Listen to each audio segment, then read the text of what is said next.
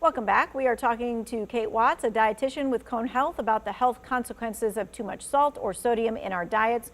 So a lot of us, we have the canned foods, we have some frozen meals because life is crazy sometimes and you just need to have those kinds of staples. How can we reduce sodium when we're using these kinds of foods?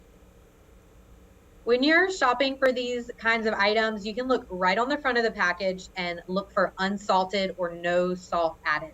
It's going to be right there with the title of the food. That's your best choice. You can also look for low sodium and reduced sodium as much as possible.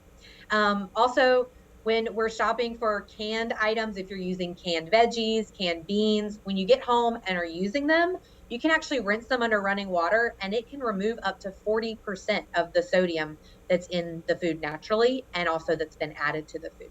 And then lastly, those frozen meals, that's a tricky one. That's a little more difficult, but look at that nutrition facts label and aim for items with 600 milligrams or less per serving. Okay, 600 milligrams or less per serving. All right, now let's talk about the eating out. You said that sometimes one meal can do our entire sodium for the day. So let's talk about what is our entire sodium of the day, and then let's talk about how we can keep our sodium in check at a restaurant. Sure. So the American Heart Association recommends that we limit our sodium intake to 2,300 milligrams of sodium per day or less. And then if you have heart disease, you're already managing a heart condition or high blood pressure, you could benefit by limiting that even more down to around 1,500 milligrams per day. Okay, I got a question for you. You said 2,300 milligrams. None of us know what that looks like. So I'm thinking to myself, how much of that is in my hand, in my spoon? What does that look like? So actually, just 1 teaspoon of table salt has 2,300 milligrams of sodium. Okay, so 1 teaspoon, or did you say tablespoon? I'm sorry. 1 teaspoon per day. Okay, all right. So then how do we do this with a restaurant then? How do we keep our sodium in check at a restaurant? The biggest challenge we have at restaurants are the portion sizes. So if you can be mindful of your portions and ask for condiments and sauces to come on the side, you can actually, keep a pretty good handle on the sodium that you're taking in when you're dining out. Another tip is to look over the menu for more grilled items and less fried items, and to choose fresh ingredients when possible. So those are some tips for eating out and keeping that sodium in check. Okay, all right, so we hear the term, like you just said, ultra processed. What does that mean? What should we know about it when it comes to controlling our salt intake? Ultra processed foods are highly modified products. They've got added preservatives and flavorings and colorings. So this includes most fast foods and packaged convenience items. And actually, Americans, their salt intake, over 80% of the salt Americans take in comes from these ultra processed packaged foods.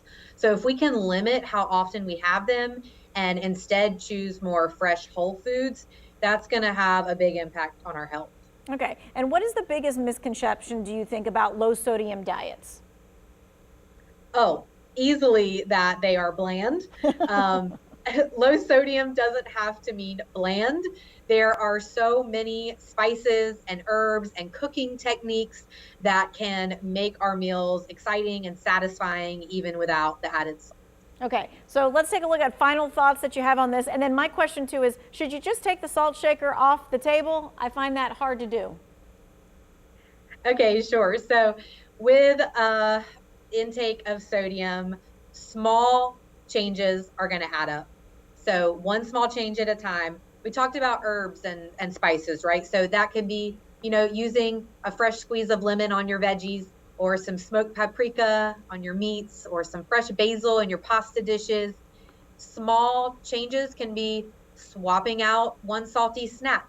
It could be cooking one meal at home with fresh ingredients, or reading one food label before purchasing an item. It can be removing the salt shaker off of your table and just taking away the temptation altogether. Those small changes over time are going to really add up for your health. And remember, if you have questions, speak with your healthcare provider. Let them know what kind of changes you're trying to make. And Cone Health also has resources available to help you.